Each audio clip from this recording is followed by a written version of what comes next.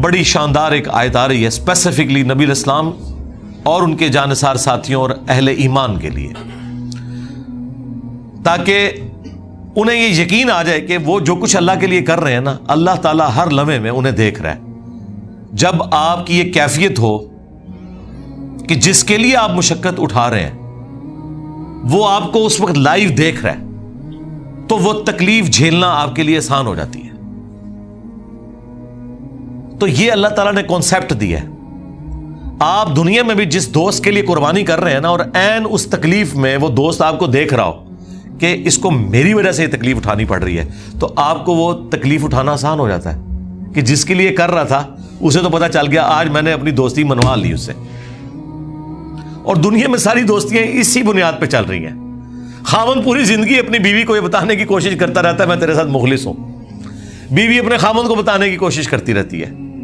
اور کبھی زندگی میں کبھی کبھار اس طرح کے لمحات بھی آتے ہیں کہ وہ این ایونٹ یہ ڈیسائیڈ کر دیتا ہے کہ آج جو ہے نا میرے خاوند نے میرے لیے سٹینڈ لیا ہے، یا آج میری بیوی نے میرے لیے سٹینڈ لیا ہے۔ وہ ایک لمحہ آپ کی پوری زندگی کے اوپر بھاری ہوتا ہے، کیونکہ آپ منوانے میں کامیاب ہو جاتے ہیں، اور وہ تکلیف گزارنا بھی آپ پہ آسان ہو جاتا ہے اگر آپ تکلیف میں بھی ہوں۔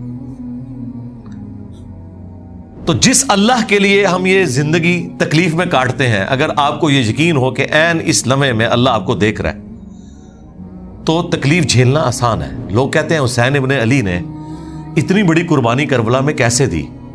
بھائی حسین ابن علی ریئل ٹائم یہ چیز فیل کر رہے تھے کہ اس وقت میں اپنے رب کی خاطر، اس کے محبوب کے دین کی خاطر یہاں آیا ہوں۔ ان کے لیے وہ تکلیف جھیلنا آسان ہوگی، اور یہی اس طرف اشارہ ہے۔ وما تکون فی شأن، اور اے نبی تم کسی حال میں بھی ہو، وما تتلو منہ من قرآن، اور جب کبھی بھی تم قرآن کی تلاوت کر رہے ہوتے ہو، کبھی ایسا نہیں ہوتا، ولا تعملون من عمل، اور نہ کوئی عمل تم کر رہے ہوتے ہو نیکی کا۔ یہ تین چیزیں گنوائیں کہ کوئی بھی کام کر رہے ہو، قرآن کی تلاوت کر رہے ہو، یا کوئی بھی عمل کر رہے ہو، الا مگر یہ کہ اس حال میں ہوتا ہے کننا علیکم شہودا، ہم اس وقت دیکھ رہے ہوتے ہیں تمہیں کہ نبی تم اس وقت، بلکہ اللہ نے تو قرآن میں یہاں تک کہا کہ اے نبی جب آپ غزوہ بدر اور احد میں صحابہ کی صفیں سیدھی کروا رہے تھے قتال کے لیے، تو ہم آپ کو دیکھ رہے تھے اس وقت۔ ہاں، حضرت نوح علیہ السلام کے بارے میں قرآن میں آیا کہ اے نوح ہماری آنکھوں کے سامنے اور ہماری انسٹرکشنز کے مطابق وہ کشتی بنا۔ وہ اتنی بڑی کشتی بنانا ان کے لیے آسان ہو گئی، کیونکہ ہر لمحے پہ جب اللہ آپ کو بتا رہا ہو کہ اہلا پھٹا ایتھے لانا ہے، ایتھے کل ٹھوکنا ہے، آپ ذرا اس کی لذت کو فیل کریں۔ اور قرآن میں آیا کہ ہماری آنکھوں کے سامنے اور ہماری وحی کے ذریعے وہ کشتی تیار کر۔ تو اسی لیے تو پھر وہ اتنے عرصے میں کشتی تیار ہوئی تھی، اتنا عرصہ وہ مزہ انجوائے کیا حضرت نوح علیہ السلام نے۔ جس طرح کہ موسیٰ علیہ السلام سے جب اللہ نے گفتگو کی، سوال تو صرف اتنا پوچھا تھا کہ تیرے ہاتھ میں کیا ہے، اس کا جواب تو یہ تھا عصا ہے، لیکن انہوں نے اس پہ اکتفا نہیں کیا، کہا یہ میرے ہاتھ میں عصا ہے، اس کے ذریعے میں اپنی بھیڑ بکریوں کے لیے پتے بھی جھاڑتا ہوں۔ کس کو بتا رہے تھے؟ اللہ کو تو پتا ہے۔ یہ بات کرنے کی لذت لینا ہوتا ہے۔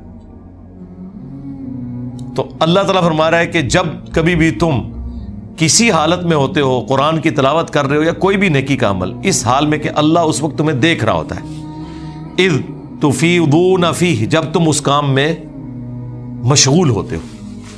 اس کانٹیکسٹ میں وہ بخاری مسلم حدیث ہے کہ اللہ تعالیٰ سب سے زیادہ متوجہ ہو کر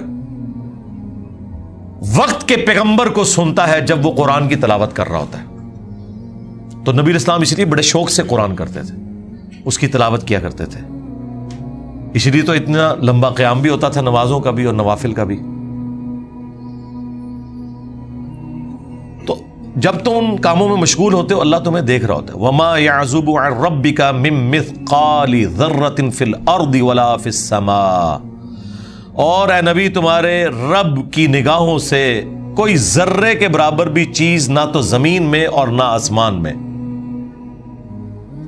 ولا اصغر من ذلك ولا اکبر، اور نہ ذرے سے کوئی چیز کم نہ زیادہ، الا فی کتاب مبین، وہ اللہ تعالیٰ کے علم میں ہے، اس حال میں کہ اللہ نے اسے پہلے ہی لوح محفوظ کے اوپر لکھ رکھا ہے. یعنی زمین و آسمان میں کوئی ذرے کے برابر چیز ہے یا اس سے کم یا اس سے زیادہ، وہ اللہ تعالیٰ کے علم میں ہے، اور ایسے علم میں ہے کہ وہ پہلے ہی لوح محفوظ میں لکھی ہے. تو اللہ تبارک و تعالیٰ اپنے ہر بندے کے ہر عمل سے واقف ہے. اس کی وجہ سے ایک تو گناہوں سے بچنا بھی آسان ہو جاتا ہے، دوسرا نیکیوں پہ استقامت بھی مل جاتی ہے. انسان کو صبر کرنا آسان ہو جاتا ہے. تکلیف تو بہرحال اس نے آپ کو دینی ہے، چاہے وہ فجر کے وقت بستر چھوڑنے کی تکلیف ہو، سردیوں میں غسل جنابت کی تکلیف ہو، گرمیوں میں روزہ رکھنے کی تکلیف ہو، اور پوری زندگی رزق کی تلاش میں مشقت اٹھانے کی تکلیف ہو. یہ سب سے بڑی تکلیف ہے جو پیٹ لگا ہوا ہے ساتھ. آپ ایک لمحے کے لیے امیجن کریں اگر یہ پیٹ ساتھ نہ ہو تو ہمارے 99% مسئلے حل ہو جائیں. ساری چیزیں اسی کے گرد گھومتی ہیں نا. میاں بیوی کی لڑائیاں بھی اکانومی کی وجہ سے ہو رہی ہوتی ہیں. ہاں، جو بچے بد اخلاق ہوتے ہیں لیکن ماں باپ کو خوب پیسہ دیتے ہیں، ان کے لیے دعائیں نکلتی ہیں ماں باپ کے دل سے، اور جو دیتے کچھ نہیں صرف خوش اخلاق ہوتے ہیں، ان کو وہ منہ میں بھی ذلیل کرتے ہیں، پیچھے سے بھی ذلیل کرتے ہیں. ایک نیچرل چیز ہے. یہ سب کچھ پیسے کے گرد گھوم رہا ہے. اگر آپ دولت سے، مال سے ان سارے معاملات کو آزاد کر دینا تو آپ کے سارے مسئلے حل ہو جائیں گے. تو یہ سب سے بڑی پرماننٹ تکلیف ہے جو اللہ نے انسان کے ساتھ اٹیچ کی ہے. صرف انسانوں کے ساتھ نہیں، جانوروں کے ساتھ بھی اٹیچ ہے.